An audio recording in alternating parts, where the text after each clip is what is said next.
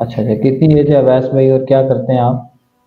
میں B A psychology fourth semester میں student ہوں اور حافظ قرآن بھی ہوں، اور دینی گھرانے سے میرا تعلق ہے، اہل سنت اچھا ماشاء اللہ۔ دہلوی۔ اور ایج کتنی ہے آپ کی؟ میری ایج ہے 22۔ اچھا، ابھی بھی بریلوی فرقے سے ہیں آپ؟ ہاں جی الحمدللہ، ابھی تو ادھر ہی ہیں، ہمارے کچھ سوالات تھے، کچھ اعتراضات تھے، تو اگر آپ ایک کلیریفیکیشن کر ایک دیں۔ سوال آپ کر سکیں گے، ایک سوال، اگر زیادہ سوال ہیں تو چلم اکیڈمی آپ کو آنا پڑے گا سنڈے والے دن۔ بتائیں ایک سوال جو آپ کا کریٹیکل ہے وہ بتائیں، کریں کیا سوال ہے آپ کا؟ چلیں، ریکویسٹ تھی، سوال اس کو کہہ رہے ہیں، ریکویسٹ تھی، وہ یہ تھی کہ اما عائشہ کی فضیلت وہ آپ انجینئر مرزا صاحب سے کہیں وہ بیان کر دیں تو۔ حضرت اما عائشہ السلام اللہ علیہ کی، چلیں جی ٹھیک ہے جی۔ نیکسٹ کوشچن نمبر 17 ہے اویس بھائی کا، وہ بریلوی بھائی تھے فیصل آباد سے، وہ پوچھ رہے ہیں کہ حضرت اما عائشہ سلام اللہ علیہ کی فضیلت میں بیان کرتے ہیں۔ سیدہ عائشہ سلام اللہ علیہا کی سب سے بڑی فضیلت تو یہ ہے کہ وہ نبی الاسلام کی بیوی ہیں، اور قرآن پاک میں اللہ تعالیٰ نے سورۃ الاحزاب میں فرمایا النبی اولا بالمؤمنین من انفسہم وازواجہ امہاتہم۔ نبی صلی اللہ علیہ وآلہ وسلم مومنین پر ان کی جانوں سے بڑھ کر حق رکھتے ہیں، اور نبی کی بیویاں امت کی مائیں ہیں، یعنی نبی الاسلام ہمارے روحانی باپ ہیں اور نبی الاسلام کی بیویاں امت کی مائیں ہیں۔ تو یہ تو سب سے بڑی فضیلت ہے جو قرآن میں آئی ہے، سورۃ الاحزاب میں آیت نمبر 6 میں۔ پھر سورۃ الاحزاب کی آیت نمبر 33 میں نبی الاسلام کے اہل البیت کے بارے میں ہے، اور یقیناً نبی الاسلام کی بیویاں بھی اہل البیت میں شامل ہیں، چونکہ وہ آپ کے عقد میں تھی، اور آپ کا طلاق دینا ثابت نہیں ہے کسی کو، وہ نبی صلی اللہ علیہ وآلہ وسلم کے عقد میں ہی رہی ہیں، تو لہٰذا فضیلت ان پہ وہ فٹ بیٹھتی ہے۔ انما یرید اللہ لیذھب عنکم الرجس اہل البیت ویطہرکم تطہیرا۔ اے نبی کے گھر والو، اللہ تعالیٰ تو چاہتا ہے تم سے ہر طرح کی ناپاکی دور کر دے اور تمہیں خوب صاف ستھرا کر دے۔ تو اس فضیلت میں بھی تمام امہات المومنین آتی ہیں، انکلوڈنگ سیدہ عائشہ سلام اللہ علیہا۔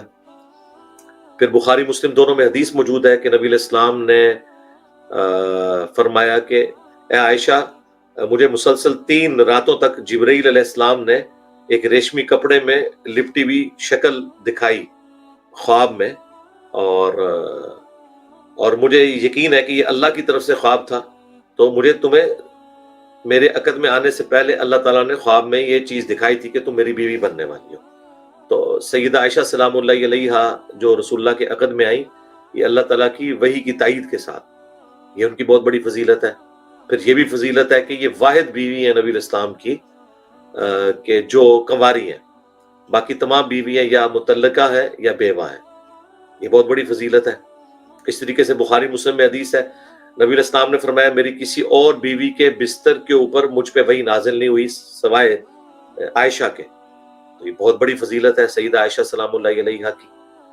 اور اس کے علاوہ دنیا اور آخرت میں وہ نبی الاسلام کی بیوی ہیں، جنت میں بھی رسول اللہ کی بیوی ہیں۔ صحیح بخاری میں موجود ہے عمار ابن یاسر کا خطبہ کہ وہ کوفے کے ممبر پر چڑھے، حسن ابن علی جو ہے وہ سب سے اوپر والی سیڑھی پہ تھے اور عمار ابن یاسر نیچے والی سیڑھی پہ، اور انہوں نے خطبہ دیا کہ لوگوں، سیدہ عائشہ جو ہے وہ بصرہ کے لیے روانہ ہو چکی ہیں، بے شک وہ دنیا اور آخرت میں تمہارے نبی کی بیوی ہیں، یعنی ان کا مرتبہ کم نہیں ہوا، لیکن اللہ تمہیں آزمائے گا کہ تم اب اس ہونے والی جنگ جمل کے اندر اللہ کی پیروی کرتے ہو یا عائشہ کی پیروی کرتے ہو۔ یعنی چونکہ امیر المومنین سیدنا علی تھے، ان کی پیروی اللہ کی پیروی تھی، اطیعوا اللہ و اطیعوا الرسول و اولی الامر منکم۔ تو دیکھیں عمار بن یاسر ایک طرف تو اتنی سخت بات کر رہے ہیں کہ اللہ تمہیں آزمائے گا کہ تم عائشہ کی اطاعت کرتے ہو یا اللہ کی اطاعت، کیونکہ حضرت علی خلیفۃ المسلمین ہے، ان کی اطاعت جو ہے اللہ رسول کی اطاعت ہے، لیکن مرتبہ نہیں کام ہونے دے رہے، وہ کہہ رہے ہیں کہ دنیا اور آخرت میں تمہارے نبی کی بیوی ہے۔ قربان جائیں، امام بخاری نے حضرت عائشہ کی فضیلت والے چیپٹر میں یہ حدیث لی ہے، کتاب الفتن میں بھی لی ہے اور اس فضیلت والے چیپٹر میں بھی لی ہے، یہ بتانے کے لیے کہ اما عائشہ دنیا اور آخرت میں رسول اللہ کی بیوی ہیں۔ اور بتانے والا کون ہے؟ سب سے بڑا علی کا شیعہ عمار ابن یاسر، ٹھیک ہے، جن کے بارے میں بخاری میں حدیث ہے کہ عمار کی زبان کو اللہ نے شیطان سے محفوظ کر دیا. اسی وجہ سے تو جنگ جمل کئی لوگ چھوڑ گئے تھے, حضرت علی کے ساتھی ہو گئے تھے, کیونکہ عمار بن یاسر حضرت علی کے ساتھ تھے. تو مرتبہ نہیں انہوں نے کام ہونے دیا. تو ہم نہ رافضی ہیں کہ سیدہ عائشہ کے اوپر کوئی لعن طعن کریں, اور ہم نہ ناصبی ہیں کہ جو ان کے فضائل کی بنیاد پہ حضرت علی کے مقابلے پہ انہیں حق پہ تصور کریں. بالکل یہ ہم علمی بددیانتی بالکل نہیں کر سکتے. حضرت علی حق پہ ہیں, وہی امیر المومنین ہے, وہی خلیفۃ المسلمین ہے, اور انہی کی پیروی کا ہمیں حکم تھا. علیکم بسنتی و سنت الخلفاء الراشدین المہدیین. حضرت عائشہ, طلحہ, زبیر کو بھی انہی کی پیروی کرنی چاہیے تھی. ان سے مس ہینڈلنگ ہوئی, بعد میں انہوں نے معافی مانگ لی, حضرت علی نے انہیں معاف بھی کر دیا. آج کی ڈیٹ میں جو ہے وہ اللہ تعالیٰ کے حضور امید ہے ان کی معافی والا معاملہ ہو چکا ہے. دنیا اور آخرت میں وہ نبی الاسلام کی بیوی ہیں. اہل سنت کا موقف یہ ہے کہ نہ ہم رافضی ہیں اور نہ ہم ناصبی ہیں. اہل سنت جو ہے وہ خلفاء راشدین کو حق پہ مانتے ہیں, اور خلفاء راشدین کے مخالفین جو ہے, جو صحابہ کرام میں سے تھے, ان کا احترام اپنی جگہ ہے, وہ ہم کم نہیں ہونے دیں گے, اور نہ ہم ان کو خلیفۃ المسلمین کے مقابلے پہ کسی کو بڑھانے دیں گے. ہاں, یہ بھی ذرا ذہن میں رکھیے گا. تو سب سے بڑھ کر قرآن پاک میں جو سورہ نور کے اندر سیدہ عائشہ سلام اللہ علیہا کے اوپر جو تہمت لگی تھی برائی کی, تو اللہ تعالیٰ نے قرآن میں ان کے حق میں آیات نازل فرمائی تھی. یہ ان کی بہت بڑی فضیلت ہے. لیکن مسئلہ یہ, اب اس فضیلت کے ساتھ بھی بخاری کی وہ حدیث جڑی ہوئی ہے کہ جب حضرت معاویہ کے دور میں مروان بن حکم جو ہے وہ مدینے کے ممبر پہ چڑھ کے کہتا ہے کہ اللہ تعالیٰ نے امیر المومنین کو سجھایا ہے, وہ امت کے مفاد کے اندر اپنے بیٹے کو یزید کو خلیفہ بنانا چاہتے ہیں. تو سامنے سے حضرت ابو بکر کا بیٹا کھڑا ہو گیا. جب اس نے کہا نا کہ ابو بکر عمر نے بھی تو, حضرت ابو بکر نے بھی تو عمر کو بنایا تھا, انہوں نے کہا بھی ابو بکر نے اپنے بیٹے کو تو نہیں بنایا, سیدھی طرح کہہ کہ تیرا خلیفۃ المسلمین جو ہے وہ کیسر و کسرا کے طریقے پہ چلنا چاہتا ہے, ابو بکر عمر کے طریقے پہ نہیں. تو اس پہ مروان کو غصہ آیا, اس نے کہا پکڑو ابو بکر کے بیٹے کو, عبد الرحمن کو. تو وہ چھپ کے حضرت عائشہ کے حجرے میں چلے گئے.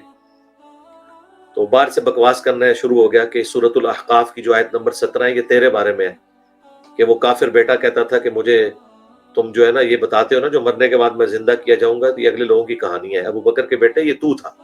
تو اس پہ عائشہ کو غصہ آیا, انہوں نے کہا اس کو خاموش ہو جا, آل ابی بکر کے بارے میں کوئی آیت قرآن کی نازل نہیں ہوئی سوائے ان آیات کے جو میری شان میں نازل ہوئی برات کے طور پہ, جو میرے پہ تہمت لگی تھی.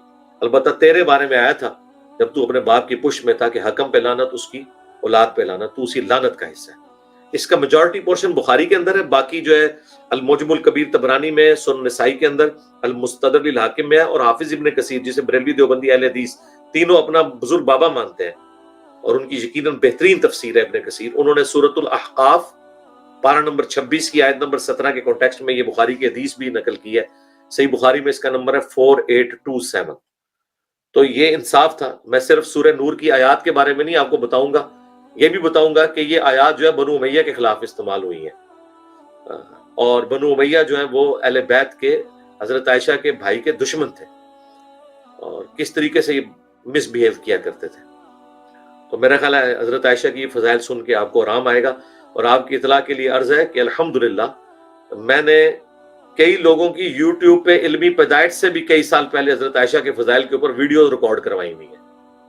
8 سے کم از کم 6-7 سال پرانی میری حضرت عائشہ کے فضائل کے اوپر ویڈیو ریکارڈ ہے, حدیث افک کے اوپر بھی اور جنگ جمل کے حوالے سے بھی الحمدللہ. جی نیکسٹ.